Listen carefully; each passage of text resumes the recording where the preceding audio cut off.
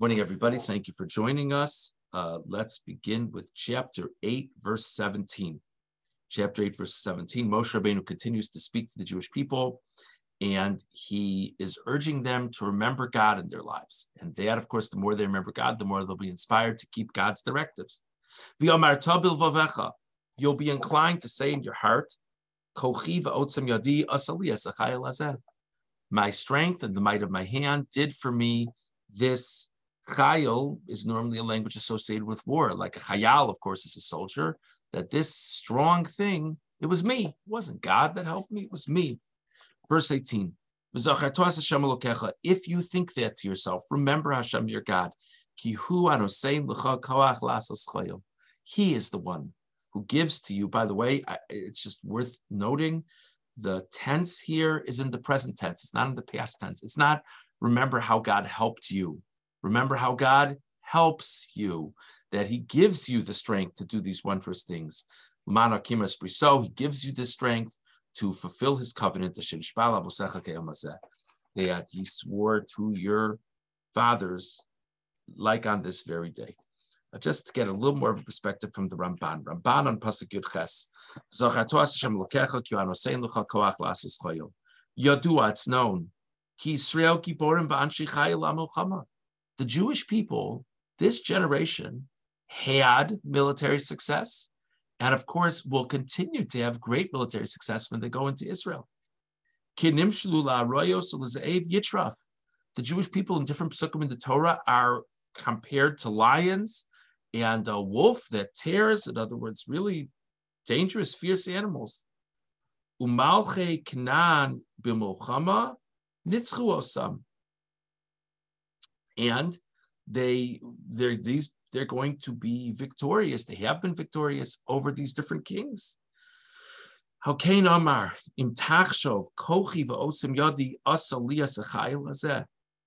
Moshe Rabbeinu says in this pasuk, normally when people translate this pasuk, they translate chayil in a more broad, general sense of like accomplishments or something. The Ramban says that's not the pshat in the pasuk. The pshat in the pasuk is this strength that you've demonstrated, that the Torah compares you to these fierce animals, that you have had great military victories and you'll continue to rack up great military victories. This strength, this military success came from God. Tizkor Hashem, Shahotzi Oscham Mitzrayim. When you think to yourself, wow, we're pretty good at this. Remember God who took you out of Egypt. Yeah, you think you and your brethren are so tough? Why didn't it help you in Egypt? Why did the Egyptians have you under their thumbs if you're so strong and you're so mighty? The answer is God wasn't ready to help you yet. The Tizkar Od, you should also remember Ki Bamidbar, Asher Ein Le'el Yotcha Lichios Sham. Remember also that in the desert that you don't have the capacity, you wouldn't have the capacity to survive there. Also L'chol Kol Tzorkecha. God provided all your needs for you. Im Kein Gamachai Lozeh Asher Asisa B'chochacha. Hashem hu shenasan l'cho hakoach kasher asiso. So think about it. Egypt, you couldn't defend yourselves. The desert, if not by the goodness of God, there's no way you would have even survived. So ask yourself, when you have these military victories, why do you think they're happening? They're happening by the goodness of God. Vim tishkach es Hashem, and if heaven forbid you forget God, yichla kochacha, your strength will subside. You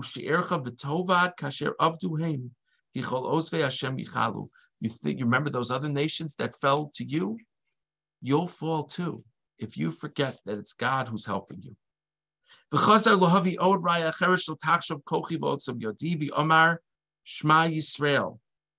MSVP. Then he goes on to chapter 9, saying that the Jewish people need to listen and reflect that you're going ahead to these people that are stronger than you, that are very strong, excuse me.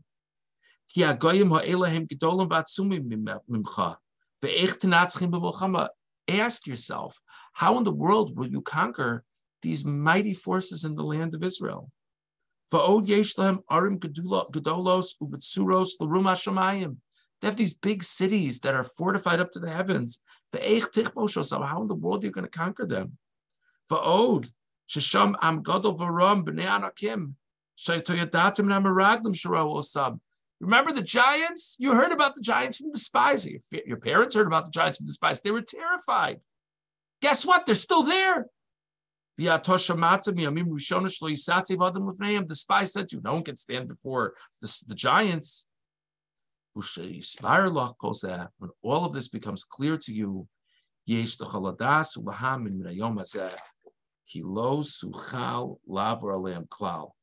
understand you don't stand a chance against these people.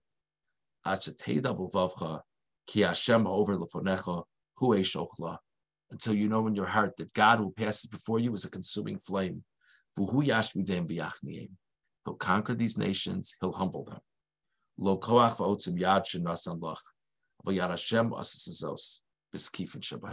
It's not even, oh, thank God for making us so strong. Wrong. It's God doing it. You're just along for the ride. That's the way to view this whole story. And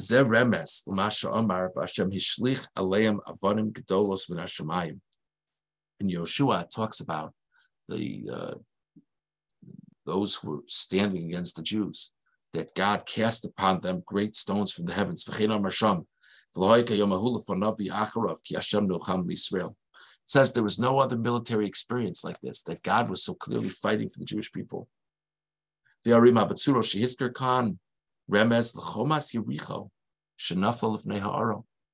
says, we talk about these big fortified cities. That's an allusion to Yericho. That, of course, the Great Wall of Yericho, the famous story of it miraculously falling. So very, very powerful to think about. It's so interesting. Of course, we discussed this, I think, earlier in this sefer, certainly in Parsha Shlach. It's not that the spies were wrong about the potential dangers of going into the land of Israel and the daunting nature of going into the land of Israel. The spies weren't wrong about the forces that were against them. What they were wrong about is they didn't incorporate Moshe's peace here. Moshe's peace is, yes, it's so frightening, and that's why you have to understand that it's all in God's hands. And your only chance is if you remember God. Just basic thing to think about. And of course, to remember it in our times as well, particularly in the state of Israel. The tremendous, Baruch Hashem, not so long ago, tremendous miraculous, we would say, military victories for the Jewish people, if that a person is ready to see it. But to never forget that, and the more we don't forget that, the more we can believe that we can merit it more in the future with God's help. Okay, let's go on to chapter 9, verse 1. Moshe Rabbeinu continues. These are actually some of the Ramban referenced before. Shema Yisrael, listen Israel, Atol Vera Yomas HaYarden, you are crossing the Jordan today. Lavo Lareshes Goyim Gedolim Vatzumim Mimeka. You're going to drive out these nations that are greater than you, larger than you, stronger than you. Arim Gedolos Tzeros Bashamoyim, big cities fortified up to the heavens. Verse 2, Am Gadol Varam B'nei Anakim. Great, lofty nations, the descendants of the giants. Asher Atoyodata V'Atoshamata. You have known and you have heard. Mi is Yatsev L'fnei B'nei Anak. Who can stand before these giants? Just a little bit of a technical question for a moment. Moshe Rabbeinu makes a point of telling them, you know this. Okay, so if they know this, why are you telling them it? And if they don't know it, and that's why you have to tell them it, why are you telling them that they know it? Just a technical question, just an interesting Orachaim. Orachaim on Pasuk Beis. Am Gadola Toyodat V'Atoshamata. Kosher. Im Yada Machashivus L'Zichron Hashmiach Archash Yada. The language is strange. You know it and you've heard. You know the sky is blue, and you've heard people discuss the fact that the sky is blue. Who cares that I've heard people discuss the fact? I know that the sky is blue. Ode. Lama Amar Beis Pamim Atoviato. Another thing, why does it say you heard, you knew, and you heard? To whatever extent it's important to talk about knowledge and hearing, it should say Atoyodata V'Shamata. Why does it have to say Ata you twice? Okay. Ochein Hakavani Shemadaber Im Shtei Kitos. The Orachaim says actually Moshe Rabbeinu was addressing himself in this verse 2 to two different segments. Kat Gedola Bakamos Hein Am B'nai Yisrael. There's a very large segment of the people that he's talking to. That's the masses of Israel. V'kat Gedola Be'echos. Hein Yoshua V'Kalev. Shem Gedola Yisrael. And then a pretty small segment, but high on quality. And that's Yoshua and Kalev. Befrat Yoshua Shemuchan L'Melech Yisrael, and specifically Yoshua, who's going to succeed Moshe as the leader. V'hischil L'Dabri Magdolim. Shem Yoshua V'Kalev. So he addresses himself first to two great people, Yoshua and Kalev. V'yomar, Ato Yodata, Shem Yadu Yediyah Brura Barak L'Masa'aretz. So he turns to Yoshua and Kalev. He says, you all know what I'm talking about. You remember the giants that you saw? You know it. And the rest of you, you don't know that there are giants there, but you heard that there were giants there. Just an interesting shot in Dorachai. Okay. Let's go on now to verse 8. Verse 8. Verse 7, actually. Chapter 9, verse 7. Moshe Rabbeinu continues and he tells them, Zechor al tishkach, remember, don't forget. Don't forget how you angered God in the desert. From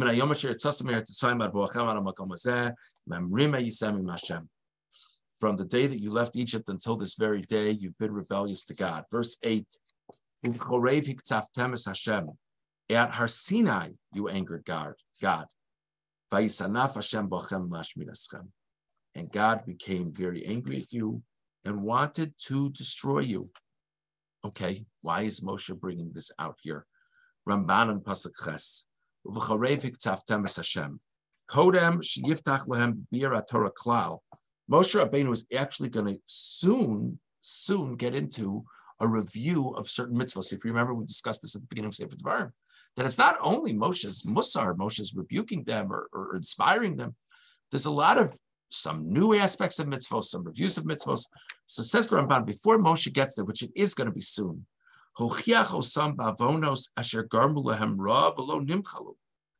he reminded them of sins they committed which caused them terrible ills and that they haven't been fully forgiven for. So he goes through highlights. The spies, that was really bad news. May Meriva, the story with the rock. So again, as we've discussed numerous times over these weeks, yes, Moshe and Aaron, and Moshe specifically, erred with the rock and the water, but the problem was the skepticism of the Jewish people that magnified what happened with Moshe.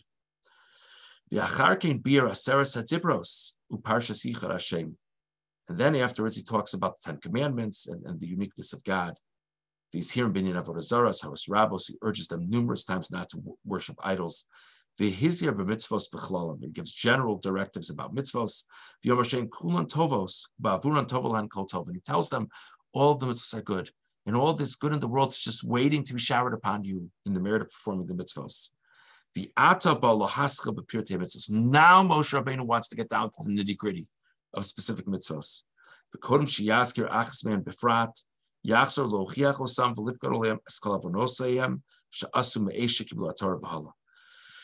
one more thing, before he gets into that, he wants to remind them of all the different sins they did from the time they accepted the Torah. He actually